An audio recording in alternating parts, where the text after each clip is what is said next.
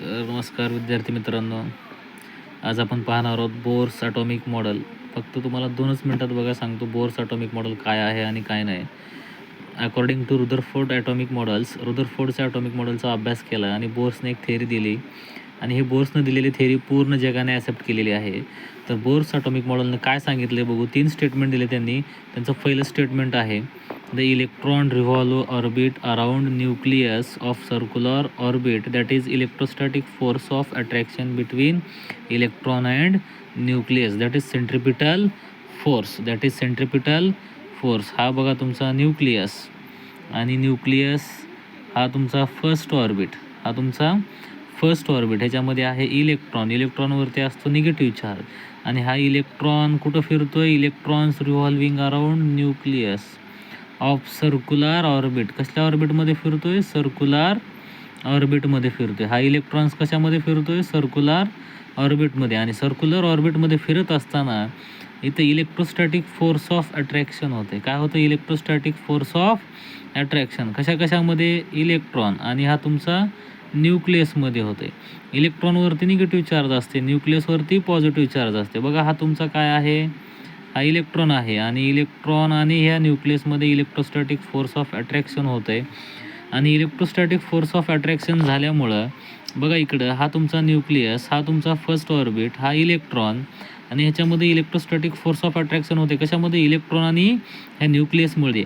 आणि ह्या न्यूक्लियसचं डायरेक्शन असतं towards the centre. The direction of electron is towards the centre. म्हणजे ह्या इलेक्ट्रॉनचं डायरेक्शन कुठं असतंय.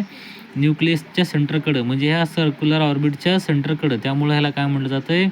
Centripetal force. The direction of force is towards the nucleus is called as centripetal force. The direction is towards the centre. The direction is towards the centre is called as centripetal force. हा झाला first statement. त्यानंतर second statement आहे the radius of orbit of an electron can only take certain fixed value such angular momentum of electron of orbit an integral multiple of h upon 2 pi. बघा इकडं हा तुमचा nucleus, हा तुमचा first orbit आहे. मग ह्या इलेक्ट्रॉन जो आहे कशामध्ये. ह्या ऑर्बिटमध्ये.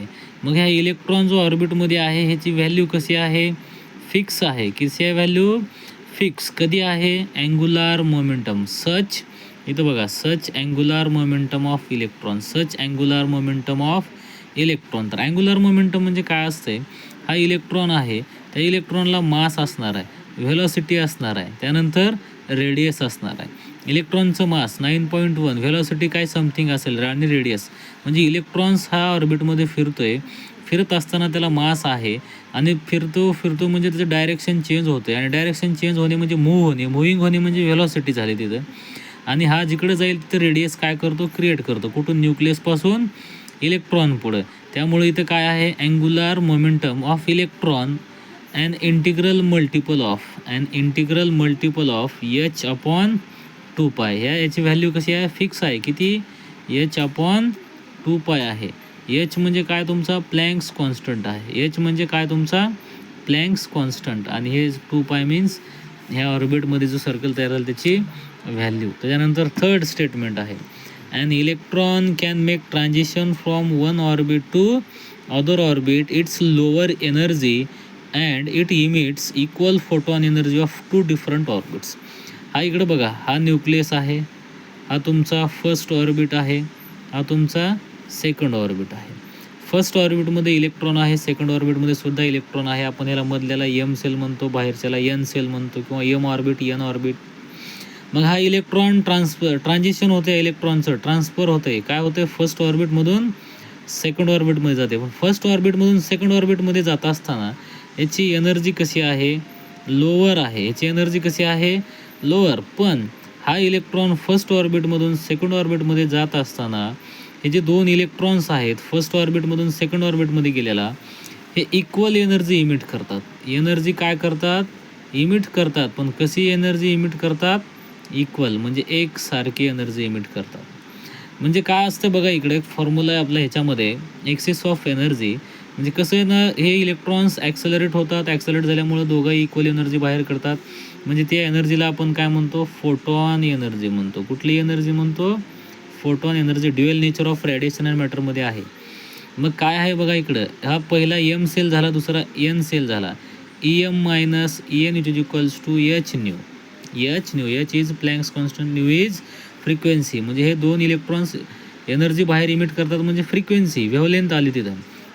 मग त्याच्यानंतर काय आहे बघा, जर समजा आपली एम सेलची व्हॅल्यू आहे 150 आणि ENची व्हॅल्यू आहे 100, also which is equals to काय बघा, तर 15 एनर्जी, म्हणजे दोघाच्या ह्याच्यामध्ये 15 जूल एनर्जी काय होते, इमिट होते. जर 200 असेल आणि -15 जूल असेल तर 150 जूल एनर्जी काय होतं, ती इमिट होते. म्हणजे एका ह्याच्यातून दुसऱ्यामध्ये जात असताना त्याची एनर्जी ही लोअर असते, पण तो इक्वल फोटोन एनर्जी बाहेर फेकतो वेगवेगळ्या 2 ऑर्बिट्समध्ये. म्हणजे बघा, हा इलेक्ट्रॉन्स फर्स्ट ऑर्बिट आणि हा सेकंड ऑर्बिट, ह्या दोघांच्या ऑर्बिटमधून 2 वेगवेगळ्या ऑर्बिट आहेत, पण ह्या दोन्ही वेगवेगळ्या ऑर्बिटमधून इक्वल एनर्जी काय होत आहे, इमिट होते. पण ज्यावेळेस इलेक्ट्रॉन फर्स्ट ऑर्बिटमधून सेकंड ऑर्बिटमध्ये जात असताना त्याची जी एनर्जी आहे ती कशी असते, लोअर असते. कशी असते, लोअर. तर मित्रांनो, हे झाले आपले 3 बोर्स ॲटॉमिक मॉडेल. समजले तर सबस्क्राईब करा, लाईक करा आणि शेअर करा.